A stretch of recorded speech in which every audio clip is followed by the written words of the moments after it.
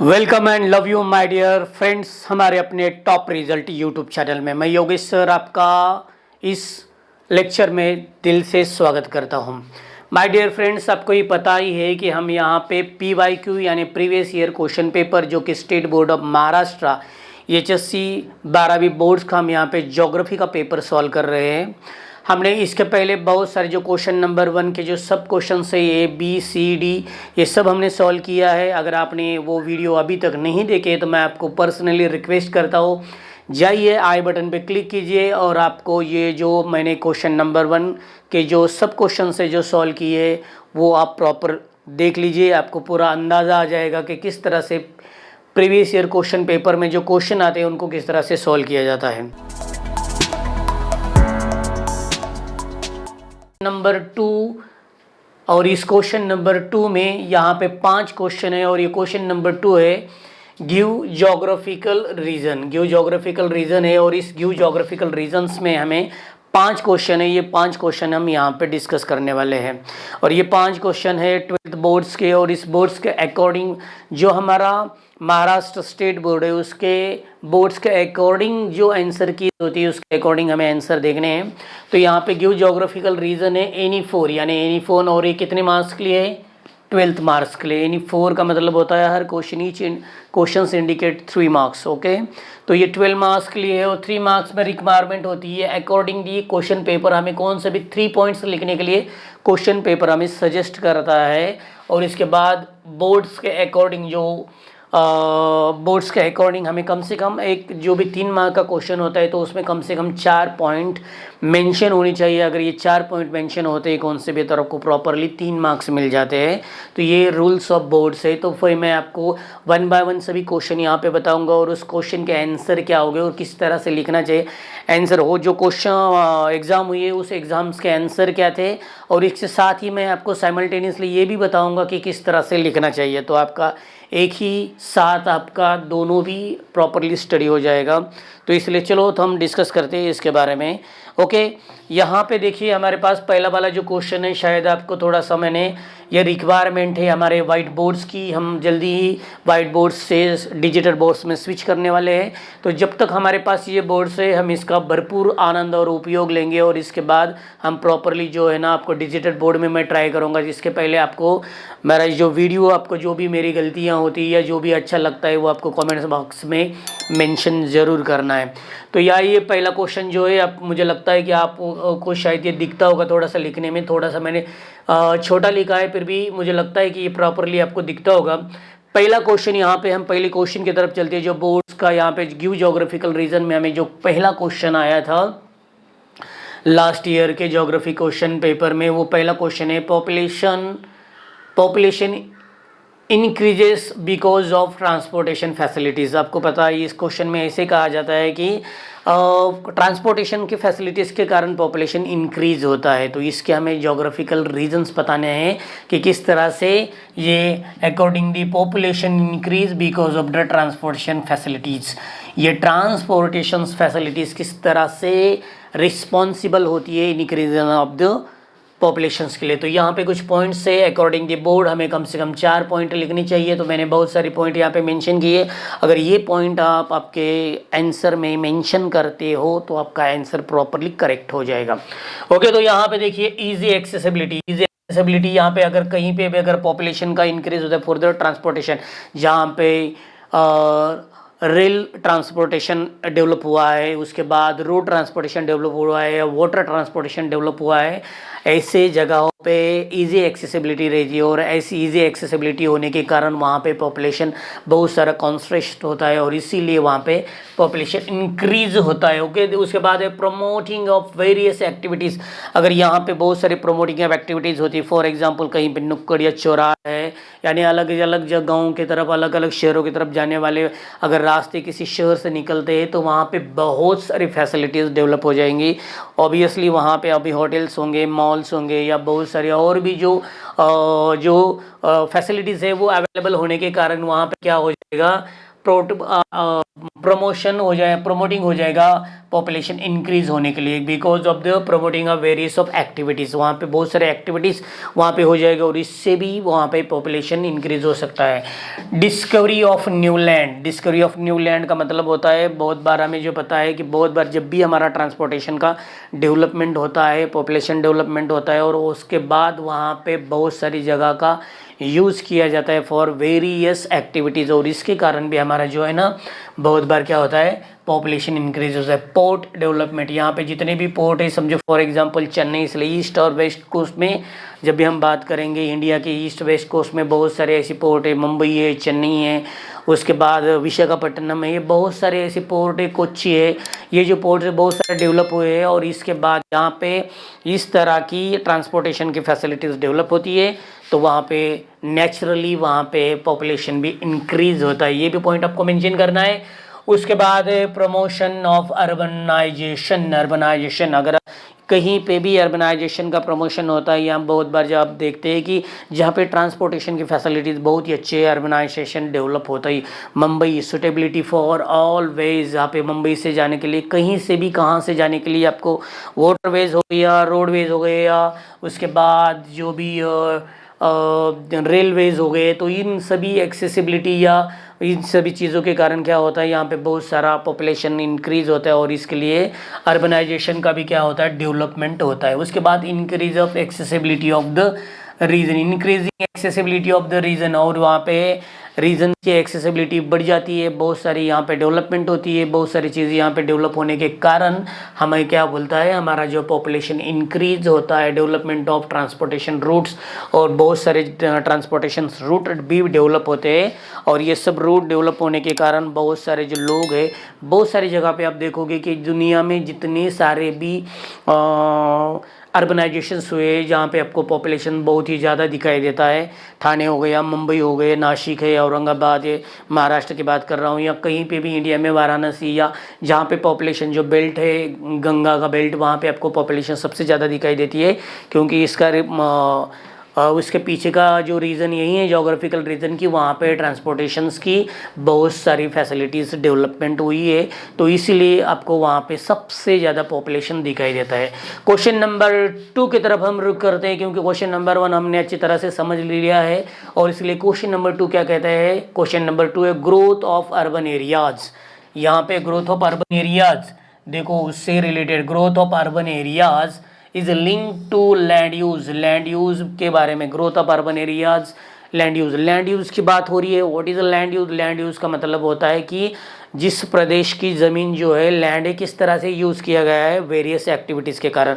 हमें पता है जनरली हमारे पास अर्बन लैंड यूज़ और उसके बाद रूरल अर्बन लैंड यूज़ की जब भी हम बात करेंगे तो अर्बन में जो लैंड यूज़ किया जाता है वो वेरियस फैक्टर्स के लिए या वेरियस चीज़ों के लिए किया जाता है और जनरली हमारे पास जो एग्रीकल्चर सेक्टर है, जो रूरल एरिया की हम बात करेंगे तो रूरल एरिया में लैंड यूज़ मोस्टली यूज़ किया जाता है एग्रीकल्चर के लिए। लेकिन what about the urban areas, urban areas में आपको वेरियस यानी जिसे हम कहेंगे सेकेंडरी, टर्शरी और क्वार्टरी एक्टिविटीज़ के लिए सबसे ज़्यादा लैंड यूज़ करते हैं हम। ओके तो जनरल यहाँ पे जो ना शहरों का लैंड यूज़, इसमें कुछ पॉइंट्स है जिसके बारे में हम डिस्कस करेंगे। ग्रोथ ऑफ सिटीज़, सिटीज़ की ग्रोथ होती है और इसके लिए लैंड यूज़ किया जाता है। सिटीज़ का लैंड यूज़ जो ना हमें पता है कि बहुत सारे घर या ये सब चीज़ें बनाने के, इसके अंदर भी हमें डिस्कस किया जाएगा। लेकिन प्रॉपरली शहरों में जो जिस तरह से एग्रीकल्चर एक्टिविटीज़ की जाती है, गाँव में जो एग्रीकल्चर एक्टिविटीज़ सबसे ज़्यादा होती है, शहरों में नॉन एग्रीकल्चर एक्टिविटीज़ सबसे ज़्यादा या लैंड यूज़ किया जाता है। Land requirement demand for accommodations, okay, land requirement for accommodations यानी निवास के लिए सबसे ज़्यादा शहरों में सबसे बड़ी अगर कोई समस्या या प्रॉब्लम्स है तो वो है घरों की, यानी घर बनाने के लिए सबसे ज़्यादा यूज़ हम क्या करते हैं, उसका यूज़ किया जाता है हमारा land use. Growth in the construction, तो कंस्ट्रक्शन जिधर देखो उधर कंस्ट्रक्शन ही कंस्ट्रक्शन बनते रहते हैं। हमारे यहाँ पे हो गए या दुबई हो गई, बहुत सारी जो सिटीज़ है यहाँ पे कंस्ट्रक्शन ही सबसे ज़्यादा, मुंबई पुणे जैसे एरियाज़ में, ठाणे में आप जाओगे, नासिक में जाओगे तो इतना सारा कंस्ट्रक्शन, रेगुलरली कंस्ट्रक्शन आपको दिखाई देगा। और ये है अलग टाइप का, इतना आपको गाँव में दिखाई नहीं देता। गाँव में सबसे ज़्यादा लैंड यूज हम एग्रीकल्चर एक्टिविटीज़ के लिए करते हैं। देन है ट्रांसपोर्टेशन सर्विसेज, ट्रांसपोर्टेशन के लिए भी बहुत सारा सर्विसेज के लिए भी यूज़ किया जाता है लैंड यूज़ का। देखो अपने बड़े बड़े roads compare to the village area, यानी रूरल एरिया, शहरों में जो भी ट्रांसपोर्टेशन के रोड होते हैं बहुत ही रोड बड़े बड़े होते हैं। गांव में आपको रोड छोटे दिखाई देंगे। और इसके लिए ट्रांसपोर्टेशन सर्विस के लिए भी हमें क्या किया जाता है, ग्रोथ ऑफ अर्बनाइजेशन का यूज़ किया जाता है। एजुकेशनल फैसिलिटीज़, शहरों में और गाँव की तुलना में गाँव में एक ही स्कूल होता है, समझो एक ही कोई तो यहाँ पे, लेकिन शहरों में गाँव बहुत सारे, कितने सारे स्कूल, कितने सारे कॉलेजेस और कितने सारे ट्यूशन एरियाज़ हमें दिखाई देते हैं। एजुकेशन सिस्टम फैसिलिटीज़ में बहुत सारा उसका भी लैंड यूज़ किया जाता है। मेडिकल फैसिलिटीज़, बड़े बड़े हॉस्पिटल्स जो है गांव में आपको दिखाई नहीं देंगे, लेकिन रूरल एरिया के कंपेयर में शहरों में, गांव में मेडिकल फैसिलिटीज़ के लिए भी बहुत सारे मेडिकल फैसिलिटीज़ है, गार्डन्स है, बहुत सारा कंस्ट्रक्शन है। इन सभी के लिए हमें लैंड यूज़ प्रॉपर शहरों में यूज़ किया जाता है। ये है हमारा सेकंड क्वेश्चन नंबर। अभी हम रुक करते हैं क्वेश्चन नंबर 3 की तरफ। आई होप आपको सभी पॉइंट्स प्रॉपरली समझ में आते होंगे। अगर आपको ये प्रॉपरली थोड़ा सा मन लगा के या आपको ध्यान लगा के देखना है तो ही आपको प्रॉपरली समझ में आ जाएगा। क्योंकि ये जो है ना क्वेश्चन नंबर सेकंड हमने प्रॉपर पूरा जो है एक ही इसमें बिठाया है। क्योंकि हमारा ये जो हमारा स्टूल्स है, हमारे पास वाइट बोर्ड है और ये वाइट बोर्ड लिमिटेशंस इसे कहेंगे हम, तो आपको भी थोड़ा सा एडजस्ट करना पड़ेगा। तीसरा वाला क्वेश्चन है हमारे पास, lumbering is developed on large scale in Canada. Canada में लंबरिंग का डेवलपमेंट हुआ है और ये क्यों हुआ है ये हमें एक्सप्रेस करना है, यहाँ पे बताना है कि कनाडा में ही क्यों लंबरिंग। आपको पता है लकड़ी काटने वाला जो प्राइमरी इकोनॉमिक एक्टिविटीज है compare to the other regions, Canada में इसका ग्रोथ सबसे ज़्यादा क्यों हुआ है, ऐसा यहाँ पे पूछा गया है। तो ये हमें एक्सप्रेस करना है या हमें बताना है जोग्राफिकल रीजन इसके क्या है। ओके, तो ये जोग्राफिकल रीजन में हम यहाँ पे देखेंगे कि तो पहला वाला reasoning coniferous trees, coniferous tree यानी शंकुधारी जो ट्री होती है, आपको जो शंकुधारी ट्री यानी कॉनिफेरस ट्रीज जो होती है, ये वाले ट्रीज आपको सबसे ज़्यादा कनाडा के एरिया में दिखाई देंगे। और कनाडा के एरिया में दिखाने के कारण उसके बाद सॉफ्ट वुड, ये जो कैसे सॉफ्ट जो है, इसका जो वुड है वो सॉफ्ट है। और इसके लिए और भी only one species of the trees on large earth, यहाँ पे क्या only one species of the trees compare, बाकी के तुलना में आप जो वेरिएशंस इंडिया के बारे में आप देखेंगे तो बहुत सारा वेरिएशन, हर टाइप्स के ट्रीज आपको यहाँ पे दिखाई देते, लेकिन ऐसा कनाडा में नहीं है। कनाडा में एक ही टाइप्स के सबसे ज़्यादा आपको स्पीसीज के ही ट्रीज दिखाई देते हैं और इसीलिए यहाँ पे लंबरिंग सबसे ज़्यादा दिखाई हो रही है। उसके बाद शॉर्टिंग ऑफ द ट्रीज वहीं हो गए, इसमें लॉगिंग इन विंटर वहाँ पे बहुत सारा ठंड होने के कारण भी हमें वहाँ पे ये सब चीज़ें प्रॉपर दिखाई देती है। उसके बाद ठंडी सबसे ज़्यादा होने के कारण वहाँ पे दूसरे एक्टिविटीज़ के लिए उतना स्कोप नहीं है और इसीलिए वहाँ पे जो भी ट्रीज़ है उसको काटने का या उसके ऊपर जो भी बिजनेस व्यवसाय आपको सबसे ज़्यादा दिखाई देता है। Snow melt in summer area, snow melt in summer area जो मैंने अभी एक्सप्रेस किया कि स्नो समर एरिया में बहुत सारा स्नो मेल्ट होता है, इसलिए दूसरी एक्टिविटीज़ बहुत ही कम दिखाई देती है और इसीलिए ये बिजनेस जो है ना यहाँ पे लंबरिंग का हमें प्रॉपर दिखाई देता है सबसे ज़्यादा। Then the wood is carried along the stream, the wood is carried along the stream और इसके बाद easy transportation to the industry, easy transportation यानी जो है लंबरिंग के लिए, लंबरिंग एक्टिविटीज़ के लिए जितनी चीज़ें आवश्यक होती है उतनी सभी चीज़ें आपको कनाडा में सबसे ज़्यादा दिखाई देती है और इसीलिए वहाँ का जो एटमॉस्फेयर है, वहाँ पे पाए जाने वाले जो ट्रीज़ है, ये सभी के कारण ट्रांसपोर्टेशन की फैसिलिटीज़ है और यहाँ पे इसी सभी चीज़ों के कारण यहाँ पे लंबरिंग सबसे ज़्यादा डेवलप हुआ है। हम यहाँ पे कंप्लीट किया है हमारा क्वेश्चन नंबर 1, क्वेश्चन 2 और क्वेश्चन 3। अब हम जाते हैं देखते हैं क्वेश्चन नंबर 4 की तरफ। तो क्या कहता है हमारा क्वेश्चन नंबर 4, तो क्वेश्चन नंबर 4 है फ्रूट प्रोसेसिंग, शायद आपको दिख रहा हो यहाँ पे, fruit processing industries are found in Ratnagiri and Sindhudurg district of Konkan region. अभी कोंकण रीजन की बात हो रही है, ये महाराष्ट्र की बात हो रही है। महाराष्ट्र में 2 डिस्ट्रिक्ट यहाँ पे रत्नागिरी और सिंधुदुर्ग डिस्ट्रिक्ट, और ये रत्नागिरी और सिंधुदुर्ग डिस्ट्रिक्ट में हमें सबसे ज़्यादा क्या दिया है, फ्रूट प्रोसेसिंग इंडस्ट्री। अभी जो है ना ये समर सीजन में बहुत सारे जो लोग मुंबई से बिलोंग करते हैं उन लोगों को पता है फ्रूट यानी जो मैंगोज़ है, आई लव मैंगोज। ये जो मैंगोज है देवगढ़, सांबा और ये सब चीज़ें जो है ना अभी जो फिलहाल में प्रेजेंट 600 रुपये, 500-600, 650 रुपये डजन वाले अम्बे दिखा रहे हैं। इन काट के खाओगे तो केसर वाला अम्बा मुंह को पानी आ जाएगा। एक बार अम्बा खाओगे, एक बार ये मैंगोज खाओगे तो शायद मुझे लगता है दूसरे वाले मैंगो खाने का आपका मन भी नहीं करेगा। तो ये सब चीज़ें यहाँ पे ये कोंकण में हमें रत्नागिरी और सिंधुदुर्ग डिस्ट्रिक्ट में ये क्या है, हमें फ्रूट प्रोसेसिंग इंडस्ट्री सबसे ज़्यादा दिखाई। उसके रीज़न क्या है, उसके जोग्राफिकल रीज़न क्या है, फेवरेबल क्लाइमेट सबसे ज़्यादा। तो जो क्लाइमेट कोंकण में है वो क्लाइमेट फ्रूट्स प्रोसेसिंग के लिए दूसरी जगह पे नहीं है, इसलिए फेवरेबल क्लाइमेट है, ये भी मस्त है। और फेवरेबल सॉइल्स, क्योंकि यहाँ पे ही इतनी अच्छी तरह से हमें क्यों फ्रूट्स दिखाई देते हैं, क्योंकि सॉइल है, मिट्टी में उसमें जान है। जो मिट्टी होती है ना, कौन सी मिट्टी के बने हो यार आप लोग जो होते हैं ना, वैसी मिट्टी यहाँ पे कोंकण वासियन की मिट्टी जो है ना, वो मिट्टी सबसे मेन है कि यहाँ पे सबसे ज़्यादा जो है ना फ्रूट प्रोसेसिंग की इंडस्ट्री के लिए जो भी हेल्प करता है। उसके बाद production of varieties of fruits, बहुत सारी वैरायटीज़ यहाँ पे दिखाई देती है, बहुत सारी वैरायटीज़ यहाँ पे। ये जो क्लाइमेट है, ये जो सॉइल है, और ये सॉइल और क्लाइमेट के कारण बहुत सारी वैरायटीज़ या फ्रूट्स में हमें दिखाई देती है। और ये भी हमें क्या करता है, हेल्प करता है इंडस्ट्री डेवलपमेंट करने के लिए। फेमस डिस्ट्रिक्ट फॉर फ्रूट, और ये फेमस डिस्ट्रिक्ट फॉर, फेमस ऐसे ही नहीं हुआ, फेमस होने के लिए फॉर एग्जांपल समझ लो कि फेमस हो गया और उसमें फ्रूट्स नहीं, फेमस इसलिए नहीं होता, फेमस क्यों हुआ है, वहाँ पे क्लाइमेट अच्छी तरह से, वहाँ पे सॉइल अच्छी तरह से, इसीलिए वो फेमस हुआ है। और ये जो फेमस है, इस फेमस के कारण ही हमें क्या हो रहा है, हमें अच्छी तरह से वहाँ पे फ्रूट प्रोसेसिंग इंडस्ट्री दिखाई देती है। उसके बाद है पेरिशेबल गुड्स, और ये कैसे पेरिशेबल गुड्स है, पेरिशेबल का मतलब है नाशवंत। जो जिस तरह से तरकारी होती है, भाजीपाला होता है, जिस तरह से वेजिटेबल्स होते हैं, जिस तरह से मिल्क होता है, ये फ्रूट्स भी होता है। हमने एक फ्रूट्स रख दिया तो समझ लो महीना 2 महीने में खाना है, नहीं भाई ऐसे नहीं होता है। आपको फ्रूट्स पेरिशेबल है, ये नाशवंत है, और इसलिए प्रोसेसिंग करके उसको जो है ना, अभी तो फ्रूट्स के बारे में आप देखोगे इंडिया में आपको हर एक सीज़न में हर एक फ्रूट्स मिलता है। ये एक्सपोर्ट इम्पोर्ट का ज़माना है, अभी तो हमें पता ही नहीं चला कि अभी ओरिजिनल इंडिया का कौन सा है और बाहर वाला कौन सा है। फिर भी आपको समझने के लिए मैं बता दूँ, वहाँ पे जो स्टिकर लगा होता है ना फ्रूट्स के ऊपर, एप्पल्स के ऊपर, कीवी के ऊपर, जो भी है, कीवी तो हमारा नहीं है, तो ये सभी जो है ना हर के ऊपर स्टिकर होता है। तो आपको कहाँ से वो एक्सपोर्ट्स होके आया है, इम्पोर्टेड, यहाँ पे कहाँ से वो इम्पोर्टेड है ये आपको पता चलता है, और इम्पोर्टेड से आप अंदाज़ा लगा सकते हो। तो जनरली यहाँ पे पेरिशेबल गुड्स है, उसके बाद प्रोसेसिंग इंडस्ट्री ये भी यहाँ पे है, और उसके बाद लोकल लेबर है। ये सभी चीज़ें करने के लिए हमें पास क्या है, लोकल लेबर बहुत सारे अवेलेबल है। लेकिन मैं तो कहता हूँ यहाँ पे अभी जो मुंबई में बेचने वाले, जो आम बेचने वाले ज़्यादा से ज़्यादा लोग जो यूपी बिहार वाले जो सर के ऊपर भी जो आम लेके मुंबई में स्टेशन में इधर उधर घूमते ना, तो यूपी बिहार वाले लोग भी, लेकिन इंडस्ट्री में काम करने वाले लोग जो है ना सबसे ज़्यादा यहाँ पे आपको लोकल लेबर भी दिखाई देते हैं। तो क्वेश्चन नंबर 4 भी हमारा समझ में आ गया है कि यहाँ पे फ्रूट प्रोसेसिंग इंडस्ट्री कोंकण में, उसमें भी रत्नागिरी और सिंधुदुर्ग में ही सबसे ज़्यादा क्यों दिखाई देती है। नंबर 5 की तरफ हम यहाँ पे जाते हैं।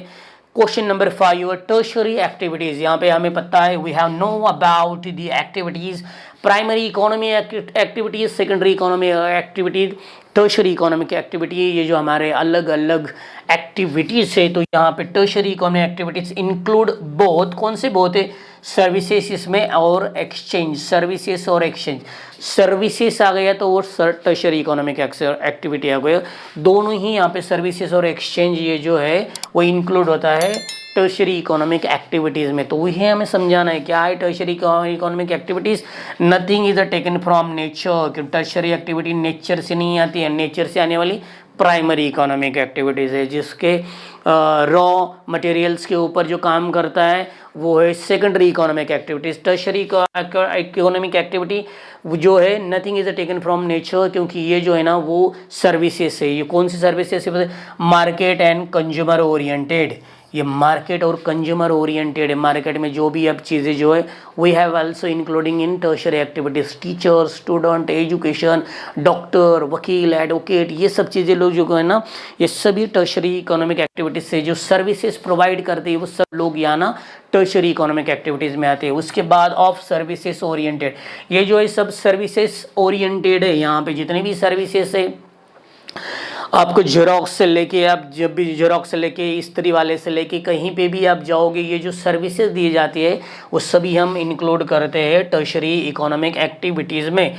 उसके बाद देखो यहाँ पे रीम्यूनरेशन फॉर सर्विसेज, रीम्यूनरेशन फॉर सर्विसेज, यहाँ पे जो भी सर्विसेज प्रोवाइड होती है उसके बारे में कहा गया है। Includes different services and exchange, include different services, यानी सिंपल आप समझ लो, इसमें बहुत सारे ऐसे वर्ड भी लिए जो आपको कंफ्यूज कर सकते हैं, लेकिन मैं आपको बताऊंगा यहाँ पे प्राइमरी इकोनॉमिक एक्टिविटीज़ में जो नेचर से रिलेटेड है, एग्रीकल्चर, लंबरिंग, माइनिंग, फिशिंग, ये सब जो इंक्लूड होता है वो प्राइमरी इकोनॉमिक एक्टिविटीज़ है। सेकेंडरी इकोनॉमिक एक्टिविटीज़ का मतलब होता है जो भी हम सेकेंडरी एक्टिविटीज़ हम किससे रिलेटेड होती है, जिसके ऊपर जो रॉ मटेरियल होता है उसके ऊपर हम प्रोसेसिंग करते हैं, वो सेकेंडरी में आता है। टर्शरी इकोनॉमिक जितनी सारी सर्विसेज है, कौन सी भी सर्विसेज ले लो आप, जहाँ पे जेरोक्स से लेके हवाई जहाज़ तक जितनी भी सर्विसेज है वो टर्शरी भी, और कई बार कोई जो एक्सपर्ट्स है, जोग्राफर है, वो क्वार्टरी इकोनॉमिक एक्टिविटी में भी इनको इंक्लूड करते हैं। तो ये सब चीज़ें यहाँ पे मेंशन होती है। लास्ट वाला जो क्वेश्चन है, क्वेश्चन नंबर 6, हमें इसमें से सॉल्व करना है एग्जाम में 4 ही, लेकिन मैं आपको यहाँ पे पूरे के पूरे बता रहा हूँ क्योंकि आपको समझ में आ जाएगा किस तरह से लिखना है। ये पॉइंट बाय पॉइंट आप इसको पकड़ के लिखोगे तो आपका आंसर प्रॉपर हो जाएगा। लास्ट वाला क्वेश्चन देखते क्या है हमारा। लास्ट वाला क्वेश्चन बहुत ही इंटरेस्टिंग क्वेश्चन है, मेरा तो फेवरेट क्वेश्चन है, बच्चों का भी फेवरेट है, क्योंकि लिखने में जितना आसान होगा, जितना आपको सिंपल होगा, वो आपको फेवरेट में चला जाता है। ओके, यहाँ पे क्वेश्चन पूछा है, development is a very less in mountain region of Himalayas. Himalaya में आपको बहुत ही, क्योंकि हिमालय में हमारे पास we have no that 11 different state including in the Himalayan region. हमारे इंडिया में 11 ऐसे स्टेट है, इसमें नंबर कम ज़्यादा भी हो सकता है, अलग अलग रेफरेंस बुक्स के हिसाब से अलग अलग। तो 11 अलग अलग स्टेट जो है हिमालयाज में इंक्लूड होते हैं, लेकिन वहाँ पे क्या है, वहाँ पे जो डेवलपमेंट हुआ है compare to the other state या compare to the other regions, वहाँ पे डेवलपमेंट उतना नहीं हुआ है। रीजन पूछ रहे जोग्राफिकल, क्या बताओगे फिर इसमें बताना है highest mountain in the world. ये जो है सिंपल नहीं, highest mountain in the world, अरे कोई तो हिमालय में रहता है बहुत सारा। मैं हिमालय के रेंज में कम से कम 2 महीने रह के आया हूँ वहाँ पे, जो हिमालय के रेंज में, thanks for my sister and brother in law for that types of the facilities. ये जो मुझे मिला है, जो भी उनकी ही देन समझो मुझे। तो मैं हिमालयस के रीजन में 2 महीना रह के आया हूँ, और इसके बाद जो है ना वहाँ पे कोई मुझे तो हर एक सवाल, हर बार एक सवाल मेरे दिल में आता था, मन में आता था कि यार किसी का अगर माचिस ख़त्म हो गया है, किसी को सिंपल, किसी का अगर चाय पत्ती ख़त्म हुआ है, तो यहाँ पे तो मार्केट कहीं पे नहीं दिख रहा उन। और हर रोज़ मुझे नया घर दिखता था वहाँ पे, हर रोज़ जितना भी मैंने ऑब्जर्वेशन किया 2 मंथ में, हर रोज़ नया वाला घर दिखता था। तो ये बहुत ही डेंजर है यहाँ पे। तो जनरली यहाँ पे मैं तो कह रहा हूँ यहाँ पे कि क्या हुआ है, यहाँ पे हिमालय में highest mountain in the world, दुनिया का सबसे ऊंची चोटी है। उसके बाद steep sloop forest region, steep forest, steep का मतलब होता है बहुत ही ज़्यादा से, इस तरह से समझो, ये ऐसे कितनी खींचूंगा पूरा है, बहुत ही स्टीप, यानी इतने स्टीप के ऊपर ना ही एग्रीकल्चर एक्टिविटी करेंगे, ना ही वहाँ पे रोड ट्रांसपोर्टेशन डेवलपमेंट है। मैं यहाँ पे 2 महीना रहा हूँ, मुझे पता है कि यहाँ पे इतना सारे, एक साइड में आपको बहुत बड़ा पहाड़, दूसरे साइड में बहुत बड़ी खाई दिखाई देती है, और उसमें से जो है ना, अरे बाप रे, वो जो गाड़ियाँ चलती है तो दिल दहलाने वाले सीन होते हैं यहाँ पे। तो इसलिए वो स्ट्रिप स्लूप है, इसीलिए भी डेवलपमेंट ज़्यादा नहीं हुआ। इसके बाद inaccessible region snow cover, inaccessible see snow covered, यहाँ पे बहुत सारी जगह पे जो हाई पीक वाले होते हैं वो स्नो कवर्ड होते हैं, बहुत सारी जगह पे आपको स्नो मिलता है, और इसलिए आपको ज़्यादा डेवलपमेंट करने के लिए स्कोप नहीं है। और जहाँ पे डेवलपमेंट सबसे ज़्यादा कहाँ पे होता है, सबसे चीज़ मैंने रिसोर्सेस, अगर वो रिसोर्सेस ही अवेलेबल नहीं होगी और रिसोर्सेस निकालने के अपने पास उतने डेवलप्ड साधन नहीं होंगे, तो डेवलपमेंट कैसे होगी मेरे भाई। इसीलिए यहाँ पे हमारे पास इनएक्सेसिबल रीजन स्नो कवर्ड है, फॉरेस्ट, इसके बाद देखो फॉरेस्ट टेरिटरी, और ये सब है ना फॉरेस्ट टेरिटरी है। एडवर्स क्लाइमेट है, ये भी हो गई, इसमें क्लाइमेट तो एडवर्स ही है, बहुत सारा बारिश भी होता है, बहुत सारी चीज़ें यहाँ पे ट्रांसपोर्टेशन के लिए, या हम कहीं पे भी कोई हमारा जो गुड्स से माल जो भी निकलता है वो दूसरे शहरों तक लेके जाने के लिए भी दिक्कत होती है, तो इसीलिए हमें वो डेवलपमेंट हमें कम दिखाई देते हैं। Adverse to human settlement, human settlement के लिए भी क्या है, वो सुटेबल नहीं है, एडवर्स से, और इसीलिए भी हमें क्या होता है, वहाँ पे उतना डेवलपमेंट दिखाई नहीं देता। लैक ऑफ ट्रांसपोर्टेशन, जो मैंने कहा यहाँ पे ट्रांसपोर्टेशन, जाओ देखो समझो हिमालयाज़ में कभी घूमने जाओगे और वहाँ पे अगर आपने वो रोड्स और खाई और एक बड़ी पहाड़, उसके बाद लैंडस्लाइडिंग, उसके बाद आपको घंटों घंटों वेट करते बैठना रुकना, ये सब चीज़ें, और इसके लिए वहाँ पे डेवलपमेंट कैसे होगा। और इसके बाद जो है कम्युनिकेशन का भी आपने देखा होगा, बहुत सारा एडवर्टाइजिंग में बहुत सारी कंपनियाँ यूज़ करती है एडवर्टाइजिंग में कि हम पहाड़ी में भी बहुत अच्छी तरह से क्या दे रही है, हम नेटवर्क दे रहे हैं। तो क्यों दे रहे हैं? क्योंकि बहुत बार पहाड़ी में प्रॉपरली नेटवर्क नहीं आता है, इसीलिए वो सब लोग इसका भी क्या करते हैं, इस तरह के उसका एडवर्टाइजिंग करते हैं। लिमिटेड एम्प्लॉयमेंट, वहाँ पे एम्प्लॉयमेंट भी बहुत ही लिमिटेड। कौन जाएगा यहाँ से? कोई मुंबई से जाएगा कोई अरुणाचल प्रदेश काम करने के लिए, मुंबई से सिक्किम जाएगा कोई, मुंबई से कोई जम्मू कश्मीर जाएगा काम करने के लिए। घूम नहीं जा सकते, लेकिन काम करने एम्प्लॉयमेंट के लिए नहीं। अभी तो ये सब चीज़ें जो है, तो ये सभी जो रिस्पॉन्सिबल है कि वहाँ पे डेवलपमेंट नहीं हुआ है।